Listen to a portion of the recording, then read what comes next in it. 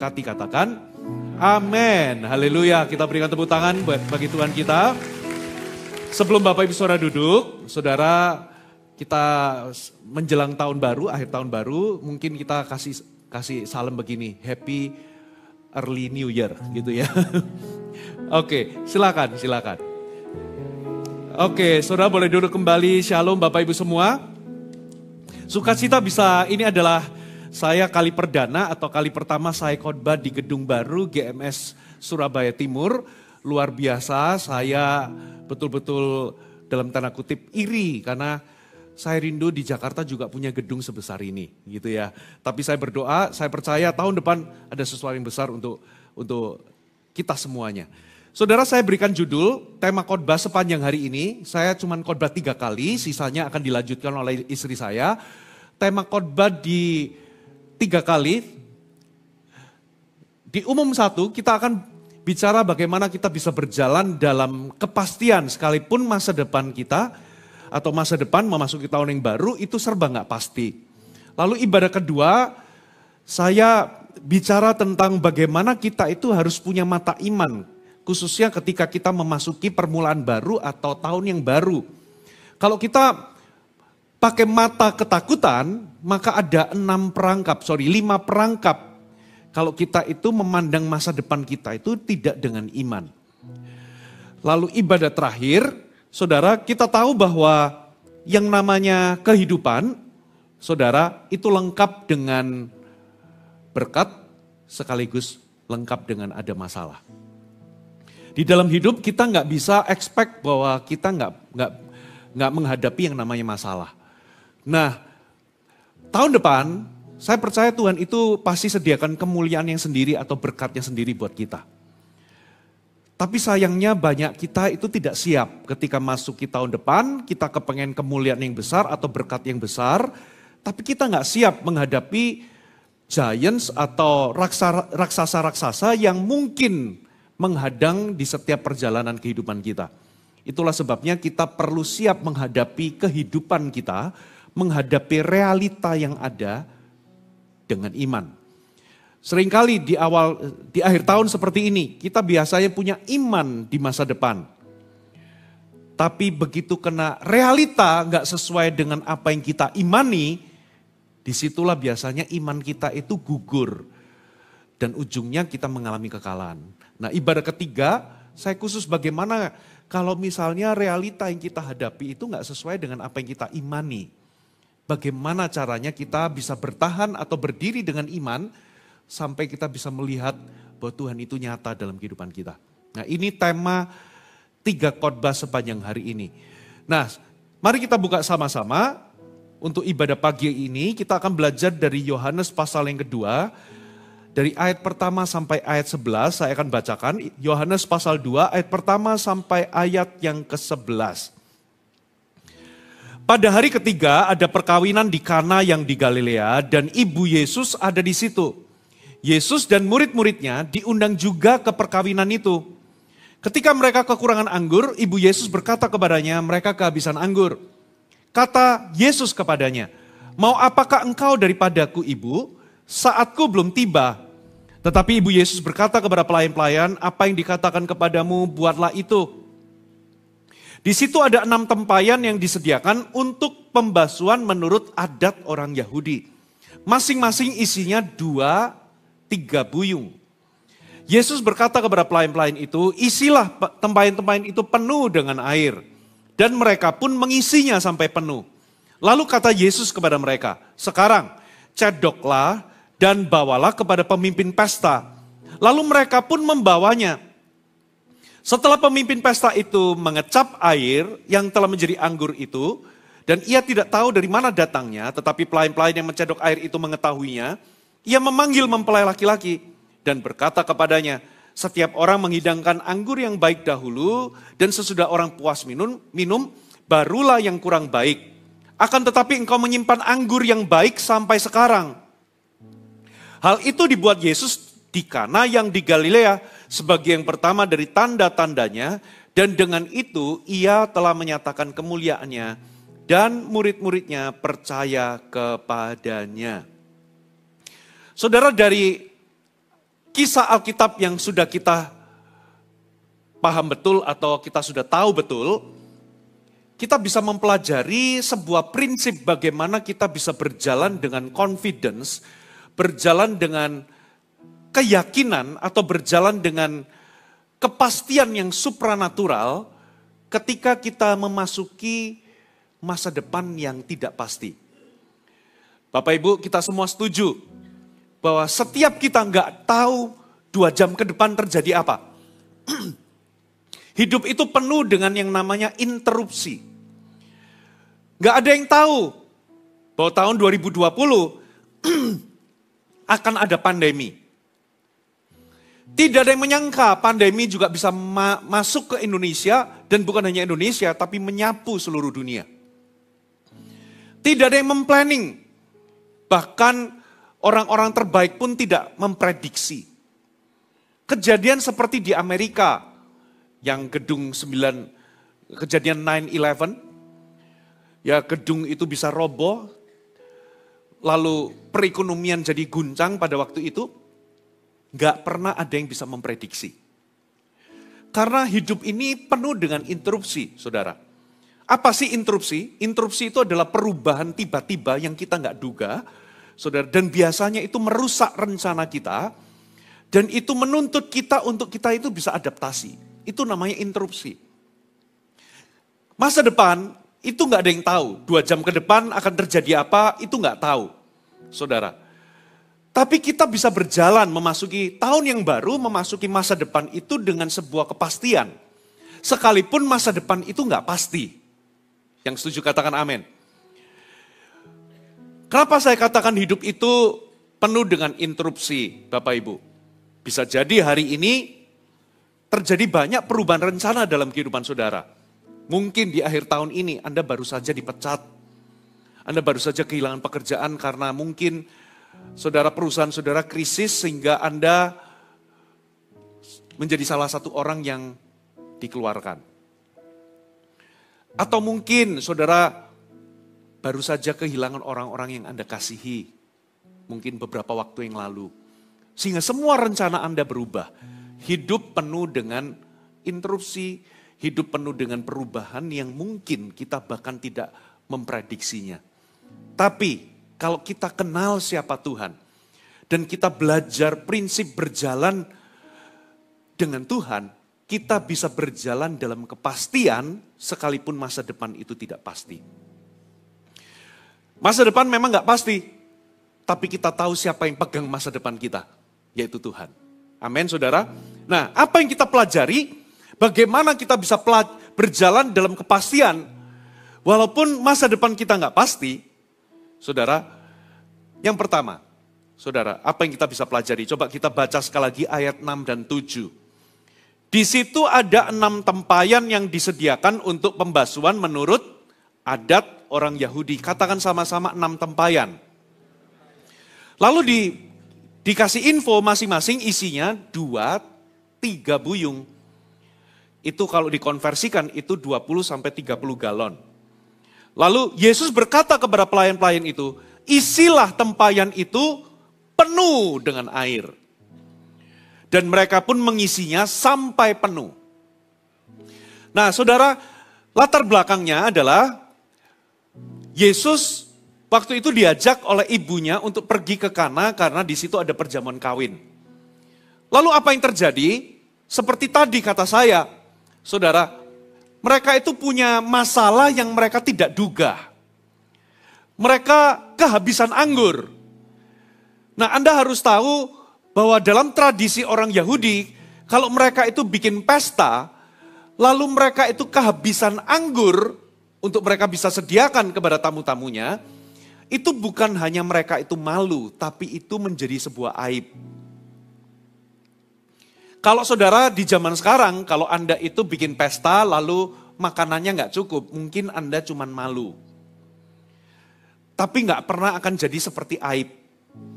Aib itu seperti gini loh, kalau terjadi skandal, saudara, lalu skandal saudara terekspos, itu jadi aib, betul ya? Nah, bagi tradisi orang Israel, Kalau saudara bikin pesta dan kehabisan anggur, itu masalah besar. Dan itu bisa mendatangkan aib. Bukan hanya itu malu-maluin, tapi itu sesuatu yang seperti kayak aib. Nah, apa yang kita bisa pelajari dari sini? Orang kalau mau bikin pesta, itu pasti semuanya dipersiapkan dengan baik. Betul atau betul? Apalagi di zaman sekarang, kalau Anda bikin resepsi, itu pasti ada I.O.-nya, event organizer-nya. Tapi yang namanya sebuah acara itu bisa aja tiba-tiba sekalipun semuanya itu dipersiapkan dengan baik, tiba-tiba ternyata hujan. Semuanya disiapin dengan baik, kita cari hari yang baik, tanggal yang baik, bukan musim hujan, kita setting itu resepsinya di Bali, pemberkatannya di Bali, di pinggir pantai, outdoor. Tiba-tiba bisa hujan loh saudara. Beberapa orang ngalami seperti itu. Saya dulu pernah ngalami waktu merit, saudara. Tiba-tiba salah meja. Ada orang yang seharusnya duduk di tempat yang penting, akhirnya gak duduk di tempat yang penting. Jadi masalah. Saudara. Lalu dancernya kita kepleset. Waduh, sudah nari-nari kepleset di panggung.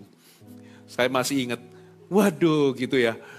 Semua udah dipersiapkan dengan baik, kok bisa meleset? Makanya seringkali kalau di dalam PMC, premarital class, saya itu ngomong sama orang-orang yang mau menikah itu, nanti ya sekalipun kamu sudah punya I.O., punya begini, nanti enjoy the day, nanti kalau ada kesalahan-kesalahan dan sebagainya, sudah nggak usah ikut pusing, nikmatin aja matamu ke pasanganmu aja. Banyak senyum. Karena apa? Tiba-tiba, keluarga yang sini telat dijemput, gitu ya. Waduh, semuanya rempong gitu ya. Apalagi, waduh yang ini pihak keluarga perempuan ada yang make upnya lama, kelamaan. Biasa kan? Ya sudah disanggul, sanggulnya kayaknya masih kurang presisi gitu. Itu bisa 2 jam hanya ngurusin sanggul. Gitu ya. Itu bisa telat, kalau satu telat itu rentetannya bisa panjang. Akhirnya apa? Apa itu biasanya kan ada tepainya, ada apanya, itu biasanya jadi telat semuanya. Waduh yang pihak keluarga laki-laki bisa menggerutu. Saya sudah standby dari jam sekian, tapi keluarga itu bisa bertengkar loh saudara. Hanya gara-gara masalah jam. Ada yang jemputnya salah hotel. Apapun, sekalipun sudah dipersiapkan yang namanya pernikahan, itu bisa ada miss di sana sini. Namanya kehidupan juga sama Bapak Ibu. Masalah itu seringkali datang tidak diundang. Masalah itu datang tanpa kita duga. Masalah itu bisa datang tanpa kita bisa prediksi. Saudara, makanya mahal kalau Anda jadi pemimpin, itu pemimpin yang bisa, ini loh, pemimpin bukan yang reaktif, tapi pemimpin yang bisa, saudara itu sebelum masalah muncul, Anda itu bisa memprediksi masalah itu muncul. Itu pemimpin yang dicari, saudara. Nggak nunggu masalah muncul lalu kita reaksi gimana. Tapi namanya kehidupan, saudara, pasti ada yang namanya masalah itu bisa muncul tanpa kita duga. Itulah yang masa depan kita itu bisa berikan. Masa depan itu memberikan karena kita manusia nggak tahu segalanya, bukan maha tahu. Kita nggak tahu apa yang terjadi di depan. Saudara, tapi apa yang kita bisa pelajari dari sini? Ibu Yesus ngomong sama pelayan-pelayan, ya apapun yang dikatakan lakukan, lalu yang dilakukan Yesus adalah, Yesus berkata, isi 6 tempat untuk, sebenarnya itu adalah tempat penampungan untuk orang itu datang membasuh tangan atau membasuh kaki. Itu adalah tradisi Yahudi, ya orang itu harus membasuh tangan dan membasuh kaki. Isi 6 tempayan itu penuh dengan air. Katakan penuh dengan air. Poin pertama, bagaimana kita bisa berjalan dalam kepastian? Saudara harus belajar percaya akan penyediaan Tuhan. Kita harus belajar percaya akan penyediaan Tuhan dalam kehidupan kita. Masalah bisa datang, tapi Tuhan itu bisa sediakan solusinya bagi kita. Katakan amin. Kita mungkin bisa menghadapi sebuah krisis di masa depan. Tapi kita harus belajar untuk percaya kalau kita mau berjalan dalam kepastian, dalam confidence, kita harus percaya bahwa Tuhan itu selalu menyediakan jalan keluarnya, dan jalan keluar yang dia sediakan itu selalu cukup buat kita. Bagaimana kita bisa tahu ini cukup? Saudara, 6 tempayan itu diisi, satu tempayan itu 2-3 gayung, itu kalau dikonversikan itu 20-30 galon. Dan setelah saya hitung-hitung, saudara, kalau kita ambil ukuran terkecil 20 galon, berarti totalnya 20 kali 6, 120 galon. 120 galon itu setara dengan 454, ini 1 galonnya Amerika ya, 454 liter anggur. Berarti kalau 1 botol anggur itu 750 mililiter, berarti kalau kita ambil 20 galon misalnya, bukan 30 galon. Berarti 454 liter itu setara dengan 605 botol. Tapi kalau kita ambil ukuran tertinggi 30 galon, berarti 30 galon kali 6 tempayan, total itu bisa menghasilkan 681 liter. Atau setara dengan 908 botol anggur. Anggur zaman sekarang. Saudara, Ratu Elizabeth itu pernah bikin pesta, mengundang 2.500 tamu. Itu pun, saudara, kalau satu tamu itu, bukan Ratu Elizabeth. Ratu Elizabeth itu pernah mengundang itu 2.000 tamu. Nah, dengan ukuran yang Yesus sediakan, kalau masing-masing tamu itu minum 2 gelas anggur, maka tamu yang bisa diundang itu 2.500. Lebih daripada Ratu Elizabeth ngundang tamu untuk resepsi. Katakan 2.500. Saudara, ngundang tamu resepsi 2.500 itu gede loh saudara. Untuk ukuran Surabaya aja itu gede. Itu pesta gede-gedean kalau 2.500 tamu. Betul atau betul? Sedangkan di Kana itu penduduknya kecil. Dan di zaman itu juga orang bikin pesta, nggak ada yang kumpulin 2.500 tamu. Dan rata-rata memang orang kalau minum anggur itu maksimal 2 gelas itu sudah cukup. Rata-rata loh ya, ada yang lebih memang. Tapi saudara, berarti yang Yesus siapkan itu berlebihan. Yang Yesus siapkan ketika mereka kehabisan anggur, itu lebih dari cukup. Katakan amin. Di zaman itu, paling-paling berapa sih yang ikut pesta perjamuan kawin di Kana? Penduduknya aja loh, sedikit. Gak mungkin yang datang 2.500. Paling cuma 100-200 itu sudah pesta yang besar. Dari sini kita bisa tahu, loh apa Yesus gak bisa ngitung? Kira-kira berapa sih tamu-tamunya yang ada? Kenapa kok Yesus gak isi 1 tempayan aja? Kenapa kok Yesus isinya 6 tempayan, semuanya isi dengan penuh? Itu menunjukkan sifatnya Tuhan kita, bahwa Dia adalah Allah yang besar. Masa depan kita mungkin bisa ada masalah muncul. Tapi Anda harus tahu bahwa Allah kita selalu lebih besar daripada masalah kita. Katakan amin. Kita bakal punya masalah kalau kita menganggap Allah kita kecil, lalu masalah kita lebih gede. Contohlah, saudara, Desember tahun lalu, salah seorang dari tim leader kami yang ada di Tangerang, Desember tahun lalu itu terdiagnosa kanker stadium 4. Rencana mereka berubah total dari rencana liburan, akhirnya rencananya cancel semua, akhirnya menjadi rally kemoterapi. Tapi hari ini, waktu kemarin, beberapa minggu lalu kita makan bareng, TL itu ngomong, Pastor Fuji ingat gak Desember tahun lalu persis di hari ini. Kita mengalami lembah. Saya cerita begini kenapa, waktu saya dapat kabar itu, saya pun ikut terpukul saudara. Saya ikut terpukul. Kenapa? Karena kita tahu, kanker itu menakutkan bagi kita manusia. Apalagi kalau sudah vonisnya stadium 4. Betul atau betul? Tapi sekalipun kanker itu menakutkan bagi manusia. Tapi bagi Tuhan, kanker itu kecil. Saudara harus tahu bahwa apapun masalah yang mungkin terjadi di tahun depan, saudara harus tahu bahwa Allah kita lebih besar. Dan Tuhan itu sediakan solusinya bagi kita, itu lebih dari cukup. Mereka kehabisan anggur, Tuhan berikan solusi, itu more than enough.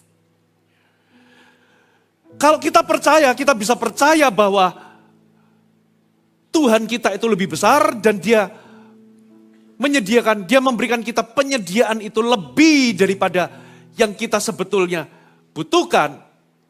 Di situ, sekalipun masa depan itu penuh dengan ketidakpastian, tapi kita bisa berjalan di dalam kepastian. Katakan amin. Poin pertama, kita harus belajar bahwa Tuhan itu menyediakan. Tuhan sediakan jalan keluar bagi kita. Gak selalu krisisnya itu krisis keuangan. Gak selalu krisisnya itu krisis ekonomi. Tapi kalau memang betul toh ada krisis ekonomi, percayalah bahwa Tuhan itu menyediakan yang kita butuhkan. Katakan amin. Itu bisa lebih-lebih Bapak Ibu. Karena apa? Mereka kehabisan anggur, berarti sebelumnya mereka punya anggur, betul nggak? Berarti para tamu itu pasti sudah paling tidak minum anggur. Cuman di tengah-tengah mereka habis anggurnya. Tapi Tuhan itu sediakan backupnya, itu menurut saya lebih-lebih. Dengan kata lain, itulah sifat Tuhan kita. Kita nggak ngerti, saudara, di masa depan Tuhan izinkan masalah apa terjadi dalam kehidupan kita. Tapi Anda harus yakin, Anda harus percaya bahwa Tuhan itu sediakan solusinya itu lebih.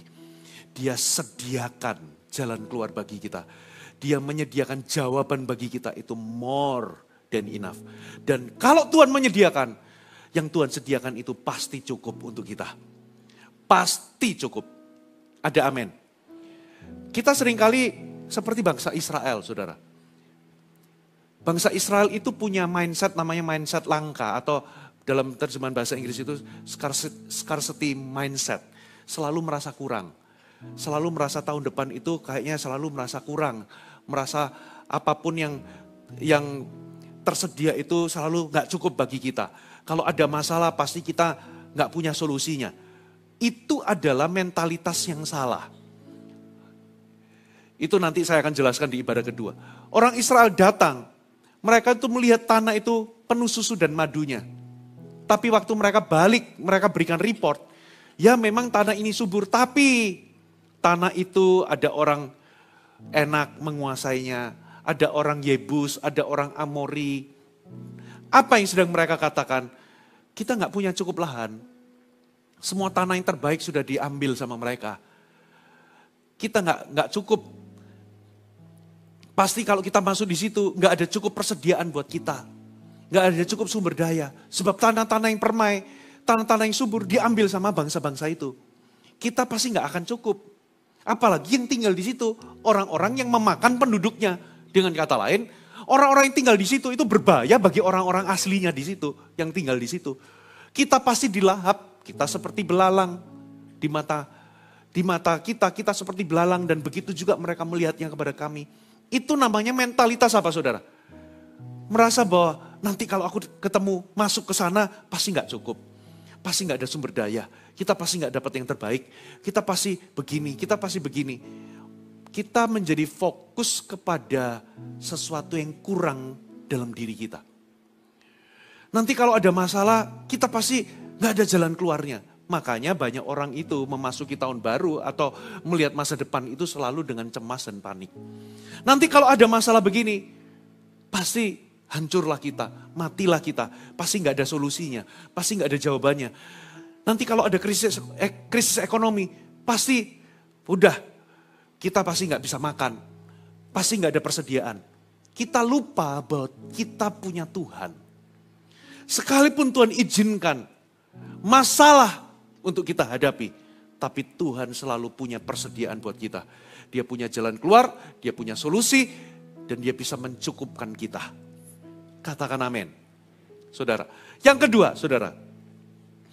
Yang kedua, Kita baca ayat 3 dan 4 dikatakan begini. Ketika mereka kekurangan anggur, Ibu Yesus berkata kepadanya, mereka kehabisan anggur. Kata Yesus kepadanya, mau apakah engkau daripadaku Ibu, saatku belum tiba. Poin kedua, kalau Anda ingin berjalan dalam keyakinan, dalam kepastian, sekalipun gak pasti masa depan kita, saudara, sekalipun masa depan itu gak pasti, saudara harus belajar untuk beristirahat di dalam waktunya Tuhan. Katakan sama-sama beristirahat dalam waktu Tuhan. Saudara, waktu Yesus, mau apakah engkau Ibu, waktuku belum tiba. Yesus ngomong begitu itu bukan karena Yesus tidak punya kuasa untuk melakukan mujizat. Yesus berkata demikian itu bukan seperti begini loh. Saudara, kalau kita ngecas baterai, kalau belum 100% itu berarti kan Yesus itu begini loh. Oh, waktuku belum tiba. Karena apa? Aku masih lagi ngecas baterai. Aku gak punya kuasa untuk melakukan mujizat saat ini. Karena apa? Aku mesti recharge. Aku mesti ngecas dulu. Bukan. Yesus itu ngomong begitu bukan karena dia gak punya kuasa.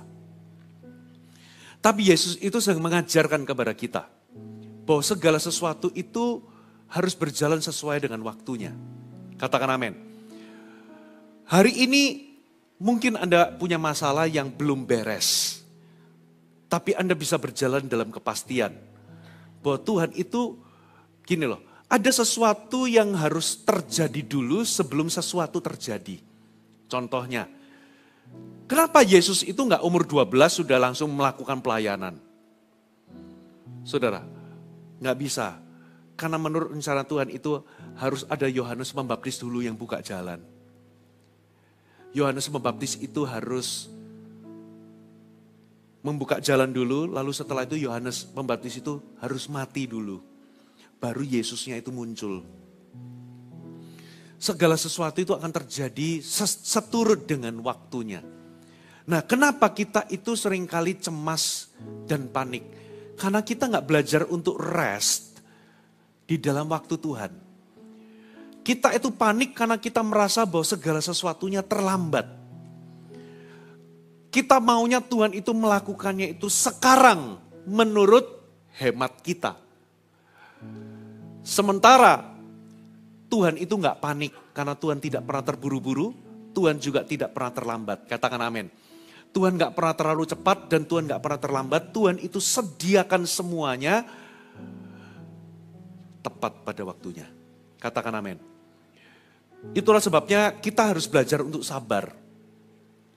Seringkali ada yang namanya dalam hidup ini, ada yang namanya divine delays. Ada penundaan-penundaan yang memang disetting sama Tuhan. Ada beberapa alasan mengapa Tuhan menunda sesuatu. Kenapa kok nggak sekarang? Yang pertama, karena Tuhan ingin mempersiapkan kita terlebih dahulu. Yang setuju katakan amin. Kita para orang tua tahu, saudara, coba kalau Anda, misalnya Anda memang orang yang punya uang. Anak Anda baru umur 10 tahun Anda belikan mobil. Apa yang terjadi? Bisa fatal akibatnya. Pernah terjadi juga kan di Jawa Timur, kecelakaan yang menewaskan anak remaja umur 11-12. Saudara, di tol, saya nggak bisa bayangkan penyesalan kenapa. Karena memang anak-anak umur segitu belum siap untuk bawa mobil. Hormonnya itu masih apa saudara? Masih nggak labil. Nah, kadangkala berkat Tuhan itu datang dalam kehidupan kita itu bukan apa yang Tuhan berikan, tapi apa yang Tuhan tahan dalam hidup kita. Segala sesuatu itu pasti indah pada waktunya. Kita harus belajar sabar. Katakan amin. Nah, kalau kita itu bisa belajar rest, beristirahat, belajar tenang maksudnya, belajar damai, ngikutin waktunya Tuhan, Bapak Ibu, kita nggak bakal cemas. Kita nggak bakal, kalau bahasa Surabayanya itu kemerungsung. Karena apa? Tuhan itu tidak pernah terlambat. Ada beberapa alasan kenapa Tuhan menunda sesuatu, karena Tuhan sedang mengerjakan sesuatu dalam diri kita. Tuhan sedang mempersiapkan kita. Sama seperti begini loh, saudara. Saudara misalnya janji kepada anak saudara untuk apa? Belikan es krim. Oke, papa akan belikan es krim, tapi tunggu kamu kerjakan PR dulu, kalau PR-mu selesai, papa berikan. Halo, amin. Jangan-jangan ada PR-PR yang kita belum kerjakan. Itu sebabnya Tuhan itu menunda dulu, dan ketika Tuhan menunda, itu bukan untuk menghukum kita atau menghancurkan kita. Tuhan menunda itu demi kebaikan kita. Halo, amin. Tuhan ingin mendidik kita terlebih dahulu. Itulah sebabnya amanlah. Saudara, jangan berkata Tuhan itu jahat karena Tuhan itu menunda sesuatu dalam hidup kita. Karena kalau Tuhan itu menundanya, Tuhan itu pasti punya rencana yang lebih baik. Tuhan tahu rencana yang lebih baik. Contoh, saudara pernah tahu ayat, saudara, sebab aku tahu rancangan-rancangan yang ada padaku, yaitu bukan rancangan kecelakaan, tapi rancangan kebaikan. Ya, terjemahan bahasa Inggrisnya itu plans for good, rencana kebaikan, yaitu untuk memberikanmu masa depan dan memberikanmu harapan. Sudah tahu ayat itu? Tahu nggak ayat itu dilepas konteksnya kenapa? Konteksnya, orang-orang Israel itu lagi dalam pembuangan. Lalu mereka teriak sama Tuhan, tolong kami Tuhan, bebaskan kami sekarang. Ada nabi-nabi palsu memberikan apa? Memberikan nubuatan palsu berkata, Tuhan akan menolongmu sekarang. Tuhan akan membawamu kembali sekarang, jangan khawatir. Tuhan akan segera bertindak. Tapi Tuhan utus sama Yeremia ngomong begini, no, tinggallah di tempat pembuangan itu. Sekalipun engkau ingin segera bebas, tapi tinggallah di situ. Malah dikatakan usahakanlah kesejahteraan di mana, di kota di mana aku buang. Kenapa? Karena aku mengetahui rancangan-rancangan apa yang ada padaku mengenai kamu. Bukan memberikan rancangan kecelakaan, tapi rancangan damai sejahtera. Untuk memberikanmu masa depan. Tapi engkau harus sabar, waktunya belum tiba. Berapa tahun mereka di situ pembuangan? 70 tahun. Stay, sabarlah di situ. Karena aku punya rencana yang baik. Karena Tuhan sedang mendidik mereka, Bapak Ibu.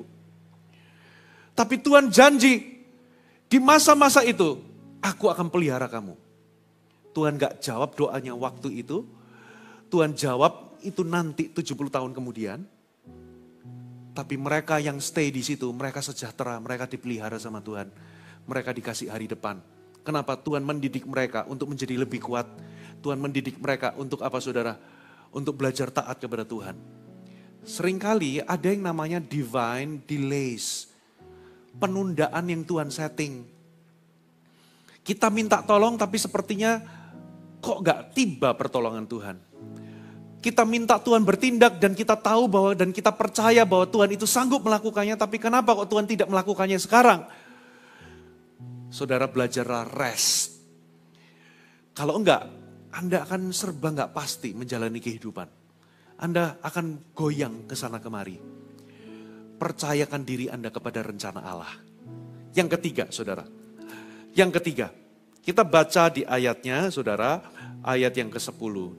Dan berkata kepadanya, setiap orang menghidangkan anggur yang baik dahulu, dan sesudah orang puas minum, barulah yang kurang baik. Akan tetapi engkau menyimpan anggur yang baik sampai sekarang. Terjemahan New Living Translation itu pakai kata, but you have kept the best until now. Jadi bukan anggur yang baik saja, tapi engkau menyimpan anggur yang terbaik. Itu baru sekarang engkau keluarkan. Katakan anggur yang terbaik. Poin ketiga, bagaimana kita bisa berjalan dalam kepastian menghadapi masa depan yang tidak pasti adalah kita harus percaya bahwa Tuhan itu selalu sediakan itu terbaik.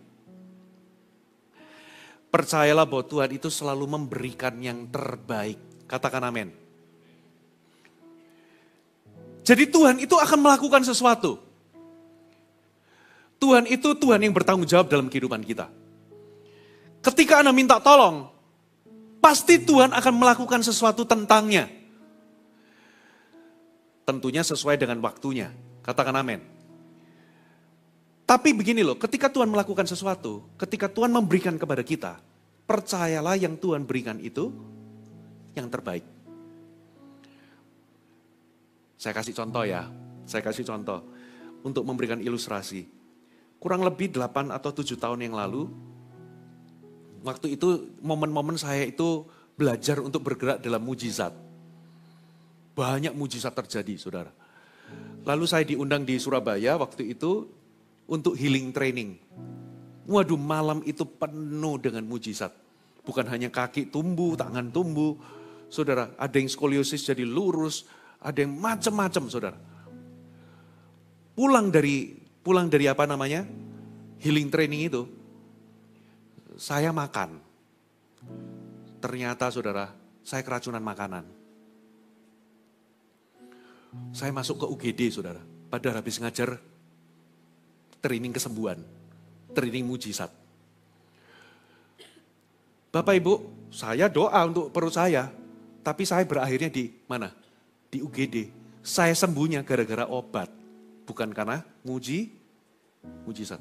Padahal itu saya ngajar healing training. Bapak Ibu, dengan kata lain begini loh, kita harus percaya bahwa semua kesembuhan dari Tuhan. Katakan amin. Dan Tuhan itu menyembuhkan itu bisa melalui doa, secara mujizat, tapi Tuhan itu juga bisa menyembuhkan lewat obat. Tapi apapun caranya, itu selalu yang terbaik bagi kita. Katakan amin. Ada beberapa orang itu terjadi kesembuhannya itu miraculous. Sembuh melalui cara mujizat. Lalu ketika kita lihat kesaksian itu, kita kan punya iman bahwa Tuhan itu penyembuh. Katakan amin. Tapi Anda mungkin terima mujizatnya itu, kesembuhan itu bukan lewat cara itu. Bisa jadi Anda lewat cara medis. Tapi itu semua juga dari Tuhan. Katakan amin. Nah, dengan kata lain, Tuhan itu pasti melakukan sesuatu dalam kehidupan kita kalau kita punya kebutuhan. Sesuai dengan waktunya. Tapi seringkali cara Tuhan menolong kita, Bapak Ibu, seringkali kita itu, loh kok Tuhan cara tolongnya begini.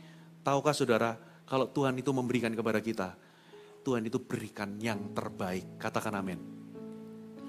Kenapa kok Yesus itu sampai dipuji, pemimpin pesta berkata, kebiasaan banyak orang itu yang terbaik itu di depan. Supaya orang kalau sudah puas minum, sudah agak mabuk begitu, sudah nggak bisa bedakan mana anggur yang baik dan yang anggur yang kurang baik. Biasanya yang kurang baik disediakan belakangan. Orang juga sudah kenyang. Tapi ini aneh, yang terbaik justru yang di belakang. Kenapa kok Yesus itu sediakan anggur yang terbaik? Karena hanya itu satu-satunya yang Yesus bisa kerjakan. Karena Yesus nggak bisa kerjakan yang kurang baik, itu nggak bisa. Kalau Yesus sediakan buat kita, semua yang Tuhan berikan itu yang terbaik bagi kita. Katakan amin. Termasuk gini loh. Saudara, kalau Anda ikut di GMS itu kan gereja pemuridan. Betul ya? Lalu Anda di follow up, lalu Anda end up-nya itu under pemimpin tertentu. Lalu Anda protes, aku gak mau pemimpin ini, boleh gak aku pilih-pilih pemimpin? Banyak orang itu pilih-pilih pemimpin, saudara. Saya malas memimpin yang ini, kenapa? Pemimpinnya kurang friendly misalnya. Orangnya pendiam, kurang supel. Aku maunya pemimpin yang itu kayaknya supel, suka guyonan. Terus yang ini itu sering diajak doa keliling, doa puasa, doa apa lagi? Sementara yang itu kok kelihatannya fellowship jalan-jalan ke Batu, ke Bali. Kok enak ya rasanya ya? Bisa nggak aku pilih dia? Saudara, kalau Anda itu di dalam penentuan Tuhan Anda itu under satu pemimpin, percayalah yang Tuhan berikan itu terbaik bagimu. Katakan amin. Tengok kanan kiri, jangan pilih-pilih pemimpin. Halo amin saudara. Yang Tuhan sediakan itu pasti terbaik. Termasuk begini loh. Saudara, kalau Anda mau bertumbuh, saudara itu harus percaya sama rencana Tuhan itu terbaik bagi Anda. Kalau Anda mau bertumbuh, Anda harus menerima sebuah kenyataan bahwa tidak ada satupun gereja yang ideal, tidak ada satupun gereja yang sempurna, tidak ada satupun gereja yang sesuai dengan selera saudara.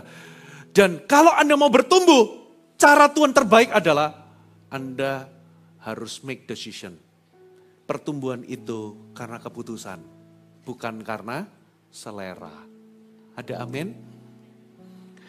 Nah, loh kenapa sih kok harus begitu? Karena memang cara Tuhan untuk mendidik kita itu selalu terbaik. Kalau kita nggak ngikutin Tuhan, maka kita akan mendapatkan yang kurang baik. Kalau kita ngikuti rencana Tuhan dan caranya Tuhan, pasti hasilnya terbaik. Katakan amin. Tuhan itu mampu. Pertanyaan saya, kenapa kok Tuhan itu pakai cara mengisi tempayan begitu? Kenapa Tuhan gak bikin hujan anggur aja langsung? Tuhan bisa gak bikin hujan anggur? Bisa. Kenapa gak Tuhan tiba-tiba, kan mereka pasti punya penampungan anggur atau botol-botol anggur. Kenapa Tuhan gak diem-diem tiba-tiba dibikin penuh aja? Tiba-tiba waktu dituangin, oh ternyata ada, gak habis-habis. Bisa gak Tuhan buat mujizat dengan cara itu? Bisa. Kenapa kok mujizatnya caranya model yang seperti ini? Pakai ngisi 6 tempayan, lalu dicedok, lalu tiba-tiba air berubah menjadi anggur. Kenapa caranya seperti itu? Di dalam kemanusiaan kita nggak tahu jawabannya. Tapi kita cuma bisa percaya bahwa cara itulah yang terbaik. Katakan amin. Cara Tuhan menolong kita itu bisa beda-beda. Si A ditolong dengan cara A. Tuhan kita itu kreatif. Tuhan juga bisa tolong kita dengan cara yang lain. Setiap orang itu pasti Tuhan punya cara yang terbaik untuk menolong kita. Kalau kita percaya, saudara, bahwa Tuhan itu memberikan yang terbaik dalam kehidupan kita, kita bisa berjalan dalam kepastian. Yang keberapa sekarang? Keempat. Kita baca ayat yang ke-6 sekali lagi, dikatakan begini. Di situ ada 6 tempayan yang disediakan untuk pembasuhan. Perhatikan kata-kata, menurut adat orang Yahudi. Katakan menurut adat orang Yahudi. Poin yang keempat, catat baik-baik. Saudara bersukacitalah dalam kasih karunia Tuhan. Maksudnya gimana? Perhatikan kata-kata menurut adat Yahudi. Rupa-rupanya itu adalah tempat tempayan, 6 tempayan itu sebetulnya adalah tata cara upacara orang Yahudi menurut Taurat untuk seseorang itu membasuh tangan dan membasuh kaki. Untuk penyucian, katakan penyucian.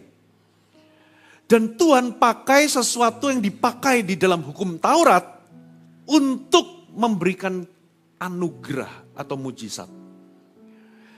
Tuhan pakai sesuatu yang ada di perjanjian lama, yaitu hukum Taurat. Tuhan pakai itu untuk memberikan sebuah anugerah atau kasih karunia.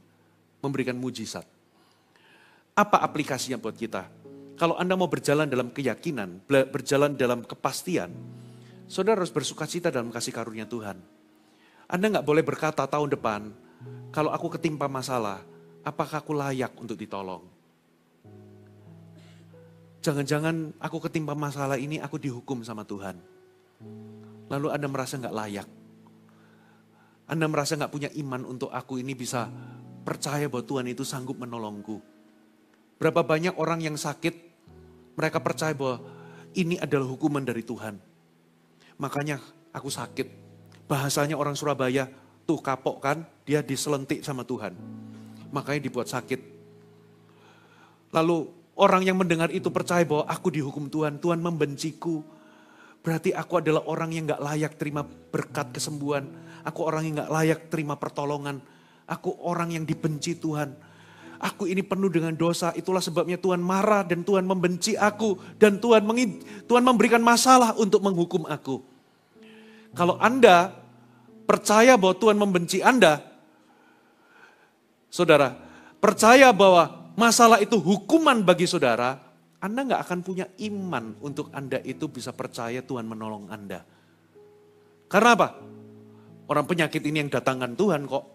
Masalah ini yang datangkan Tuhan, bagaimana aku bisa percaya Tuhan itu menolongku? Bapak Ibu,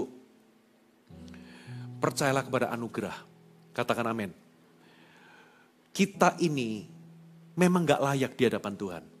Sampai kapanpun kita tidak pernah layak terima berkat Tuhan. Sampai kapanpun kita ini sebetulnya gak pernah layak untuk terima kebaikan Tuhan. Tapi kalau hari ini saudara itu terima berkat atau kebaikan pertolongan Tuhan, itu karena Tuhan yang melayakkan kita.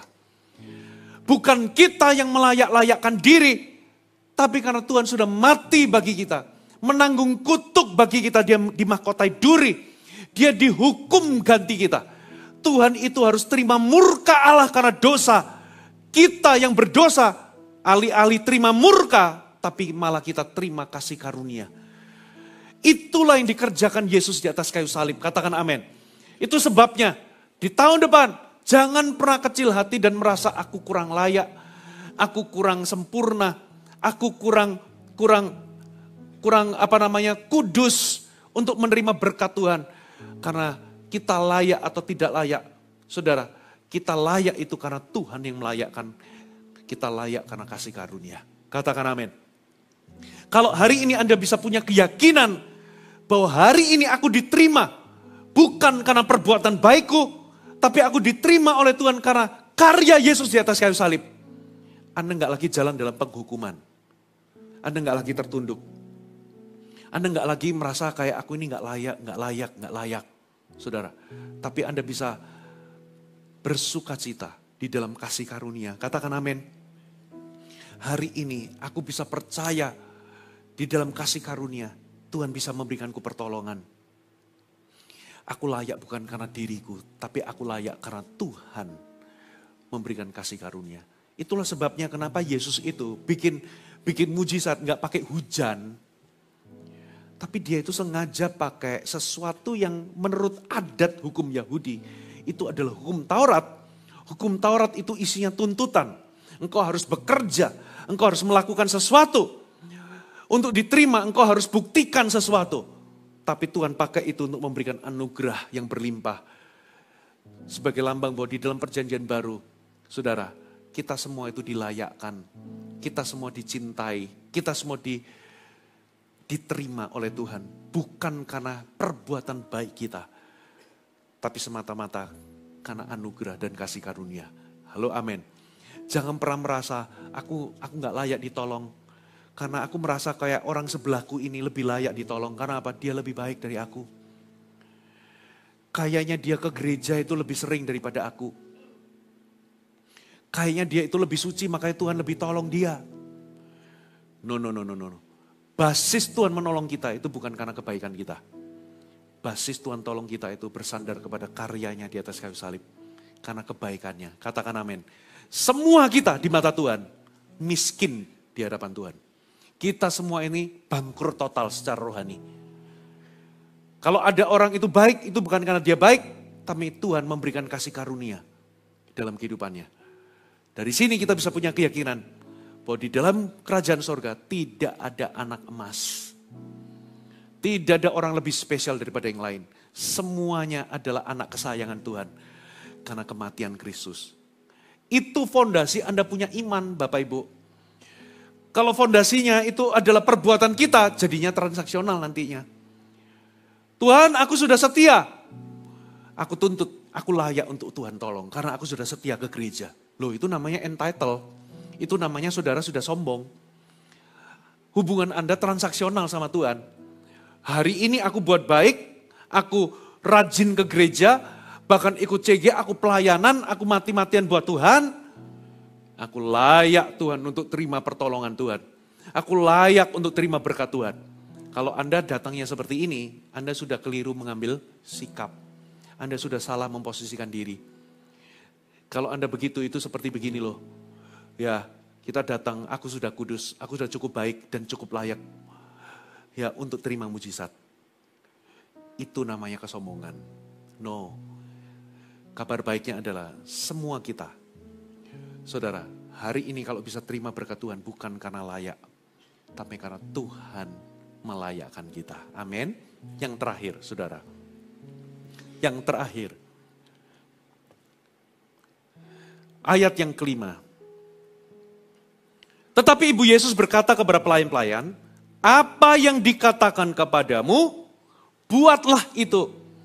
Kalau Anda mau berjalan dalam kepastian, pastikan saudara itu siap untuk taat. Jadi orang itu cukup fleksibel. Belajarlah untuk mengikuti pimpinan Tuhan. Ada amin. Karena Tuhan tahu masa depan kita. Nah, saudara, kita semua harus belajar bertumbuh di area ini. Kita ini harus fleksibel mengikut Tuhan. Jangan buat Tuhan yang ikut kita, tapi kita yang ikut Tuhan. Karena sometimes, saudara, di dalam perjalanan, mujizat kita itu terletak di dalam ketaatan kita. Kesediaan kita untuk taat. Terobosan yang Tuhan sediakan itu seiring dengan apakah kita mengikuti pimpinan Tuhan dalam kehidupan kita. Itu sebabnya kita harus belajar untuk taat. Seringkali Tuhan itu akan menyuruh kita melakukan sesuatu yang kita belum paham. Yang kita nggak mengerti. Tapi kabar baiknya, kita itu nggak harus mengerti untuk menjadi taat. Katakan amin. Saudara pernah nggak ketemu sama anak saudara, suruh anak Anda lakukan sesuatu, anak Anda ngeyel. Ya, lalu Anda ngomong begini, gini loh, papa susah jelasin sama kamu, karena kamu papa jelasin nggak bakal bisa ngerti. Sekarang percaya aja sama papa, nurut aja. Pernah nggak Anda ada situasi-situasi seperti itu? Anda sulit jelaskan ke anak saudara, kenapa? Yang pertama, anak saudara nggak bakal paham. Contoh anak yang masih kecil, kita larang untuk lari-lari di rumah. Saudara, kenapa? Karena yang pertama bisa jatuh, yang kedua lagi ada tamu. Gitu kan? Susah nggak jelasin ke anak kecil? Susah. Susah dijelasin, nah, ini papa ini ada tamu. Kalau ada tamu nanti nggak sopan gini, anak kita mungkin nggak paham. Yang kita lakukan adalah, sudahlah percaya sama papa. Gitu ya. Walaupun kamu nggak ngerti, lakukan aja. Percaya sama papa mama. Seringkali Tuhan juga lakukan itu. Kenapa seringkali Tuhan itu nggak menjelaskan semuanya kepada kita? Yang pertama, karena kita, walaupun dijelaskan, Tuhan tahu gak bisa paham. Satu kali Yesus pernah tiba-tiba ambil handuk, berlutut, lalu membasuh kaki murid-muridnya. Petrus berkata, Tuhan jangan. Lalu Yesus ngomong, apa yang aku lakukan sekarang, kamu gak akan paham. Tapi kelak kamu akan paham. Jadi murid-muridnya itu gagal paham, gak bisa paham. Kenapa Yesus melakukannya? Yesus cuma ngomong, nurut aja. Sekarang kamu gak bisa mengerti. Nanti kelak kamu akan ngerti. Ada hal-hal tertentu yang Tuhan suruh untuk kita lakukan. Kita gak bakal paham. Why? Contoh. Kalau Anda jadi pelayan-pelayan. Suruh ngisi 6 tempayan penuh dengan air. Apalagi itu adalah tempat untuk penampungan pembasuhan tempat cuci tangan atau untuk air cuci kaki. Kira-kira apa yang ada di pikiran saudara? Emangnya diisi terus bisa apa? Betul nggak? Ini sulit dipengerti. Emangnya terus jadi gimana? Susah dipahami. Coba kalau Anda jadi Abraham, tiba-tiba Tuhan suruh persembahkan anakmu di gunung, sembelih dia jadikan korban. Itu sulit dipahami oleh Abraham. Tapi Abraham taat. Di ujungnya Tuhan sudah sediakan pengganti. Halo amin. Coba bagi janda yang ketemu sama Elisa yang terlilit hutang. Yang dia itu cuman punya 1 buli-buli minyak. Minyaknya sedikit. Apa yang dikatakan Elisa? Elisa ngomong begini. Pinjem atau kumpulkan bejana ke tetangga-tetanggamu. Jangan terlalu sedikit. Waktu dia pinjem, dia mikir emangnya buat apa? Dia gak paham. Lalu begitu nyampe rumah, kumpulin bejana kosong, tuangin 1 buli-buli minyakmu yang terakhir itu, tuangin. Coba, itu sulit dimengerti gak? Sulit. Loh, emangnya dituangin gini terus, emangnya terus jadi apa? Dengan persediaan sedikit, suruh ngisi bejana yang banyak, bejana yang kosong. Itu sulit dipahami. Tapi ketika janda ini nurut, minyaknya nggak habis-habis, nggak berhenti mengalir. Waktu Petrus disuruh tebarkan jalamu ke tempat yang dalam. Petrus sempat berpikir ini susah dimengerti Tuhan. Makanya dia jelasin, Tuhan, aku ini loh sudah semalam-malaman kerja. Nggak dapat apa-apa. Apalagi sekarang waktu untuk melipat jala malah Tuhan suruh tebarkan jala. Tapi dia berkata, karena engkau menyuruhnya aku lakukan juga.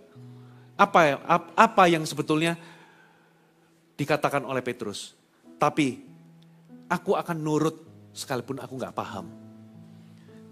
Kalau kita bisa belajar untuk nurut sekalipun kita nggak paham, kita akan melihat terobosan dalam hidup kita. Amin. Nah, saya tutup dengan ini, saudara. Bagaimana kita bisa menjadi pribadi yang taat? Tahun depan, saudara harus targetkan kerohanian saudara. Targetkan spiritual life saudara. Karena itulah yang menentukan Anda jadi pribadi yang taat atau tidak. Targetkan kedekatan sama Tuhan. Karena semakin Anda dekat, semakin Anda kenal. Semakin Anda kenal, semakin Anda akan percaya sama Tuhan. Semakin Anda percaya, apapun yang Tuhan katakan, Anda akan semakin nurut. Halo, amin? Coba kalau di sini ada orang yang tidak Anda kenal, tiba-tiba ngomong begini, berikan uangmu 10 juta, besok jadi 20 juta. Anda serahkan uangmu? Nggak mungkin. Siapa lu? Gua nggak kenal. Jangan-jangan kau penipu. Tapi coba kalau memang Anda kenal baik orang itu, misalnya Pak Lianggono. Ngomong sama gini, berikan uangmu 10 juta, besok jadi 20 juta. Karena Anda kenal baik sama Pak Lianggono, orangnya nggak pernah bohong, dan memang orangnya punya uang. Saudara kan gampang untuk nurut, percaya. Walaupun itu nggak terjadi ya dalam kehidupan nyata ya, jangan dilakukan ya. Targetkan kerohanian. Your spiritual life. Kalau memang Anda harus ikut CG, ikutlah CG. Kalau memang Anda harus betul-betul untuk mendisiplin Anda ikut, ada puasa tahun depan, ikutlah puasa. Bangun diri Anda. Ya, bangun your spiritual life. Karena kalau kerohanian Anda hidup, Anda semakin dekat dengan Tuhan, itu membuat Anda semakin percaya dan kapanpun Tuhan suruh Anda melakukan sesuatu, Anda selalu kedapatan fleksibel. Ada amin? Dan disitulah jaminan Anda bisa berjalan dalam kepastian. Mari kita bangkit berdiri bersama-sama. Sebab kau besar, Tuhan.